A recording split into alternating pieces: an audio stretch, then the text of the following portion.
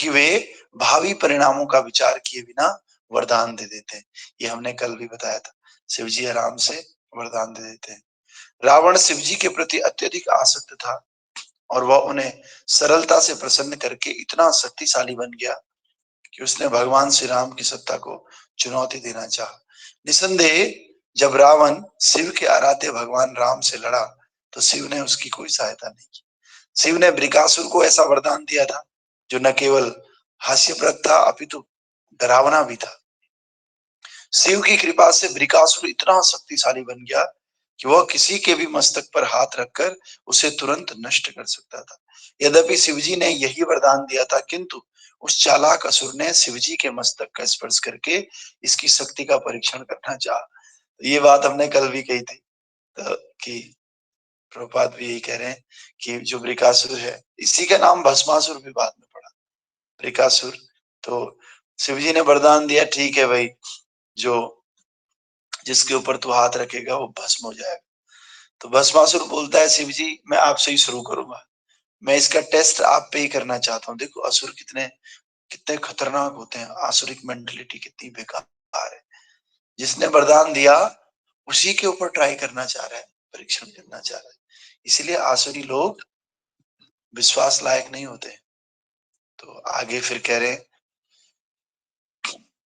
तो उसने वैसा ही किया जिससे वह नष्ट हो गया और इस प्रकार संसार देवताओं के चालक। सबसे आनंददायी बात यह है कि शिवजी कभी किसी को किसी प्रकार का वरदान देने से मना नहीं करते, अतएव वे सबसे अधिक उदार हैं। यद्यपि कभी कभी उनसे ऐसी कुछ भूल हो जाती है उनसे, क्योंकि बिना सोचे समझे सीधे वरदान देते हैं। रमा का अर्थ है भाग्य की देवी। रमाश्रय, रमा मतलब लक्ष्मी, आश्रय मतलब आश्रय, जो लक्ष्मी के भी आश्रय है। भगवान विष्णु समस्त जीवों के पालक हैं। जीव असंख्य होते हैं जो न केवल इस ग्रह में रहते हैं अपितु अन्य लाखों ग्रह में भी रहते हैं। आत्म साक्षात्कार के मार्ग पर अग्रसर होने पर उन्हें सबको जीवन की समस्त सुविधाएं प्रदान की जाती, लेकिन इंद्रिय तृप्ति के मार्ग में वे माया के कारण कठिनाई में फंस जाते हैं, अतएव वे आर्थिक विकास की मिथ्या योजना के मार्ग पर चले जाते हैं। ऐसा आर्थिक विकास कभी सफल नहीं होता क्योंकि यह भ्रामक है। ये लोग सदैव भ्रामक लक्ष्मी देवी के पीछे पीछे लगे रहते हैं, लेकिन ये लोग यह नहीं जानते कि लक्ष्मी जी तो केवल भगवान विष्णु के संरक्षण में ही रह सकती है। भगवान विष्णु के बिना लक्ष्मी जी कोरी माया है। अतएव हमें प्रत्यक्ष रूप से लक्ष्मी जी का आश्रय ना ढूंढकर भगवान विष्णु का आश्रय ढूंढना चाहिए। आपने देखा होगा लोग लक्ष्मी पूजा करते हैं, कहते हैं आज लक्ष्मी पूजन है, नारायण पूजन कोई नहीं करता। तो हमें अगर बिना नारायण के हम लक्ष्मी को लेकर आते हैं तो वो भी माया का एक रूप है, लेकिन उन्हीं लक्ष्मी जी का अगर हम नारायण के साथ पूजन करते हैं तो फिर हमें भक्ति का आश्रय मिलता है और माया से हम बच जाते हैं। केवल भगवान विष्णु तथा उनके भक्त ही सबको आश्रय प्रदान कर सकते हैं, क्योंकि महाराज परीक्षित की रक्षा स्वयं भगवान विष्णु कर रहे थे। अतएव ये संभव था कि अपने शासन में रहने वाले सबको पूरा पूरा संरक्षण प्रदान कर सके। ये भगवान की कृपा उनके ऊपर थी कि भाई भगवान ने बचाया, तो भगवान ने उनको अपना संग दिया, तो इसीलिए भगवान जैसी क्वालिटीज इनके अंदर आ गई थी। तो इस प्रकार से परीक्षित महाराज के बारे में लोग कह रहे हैं।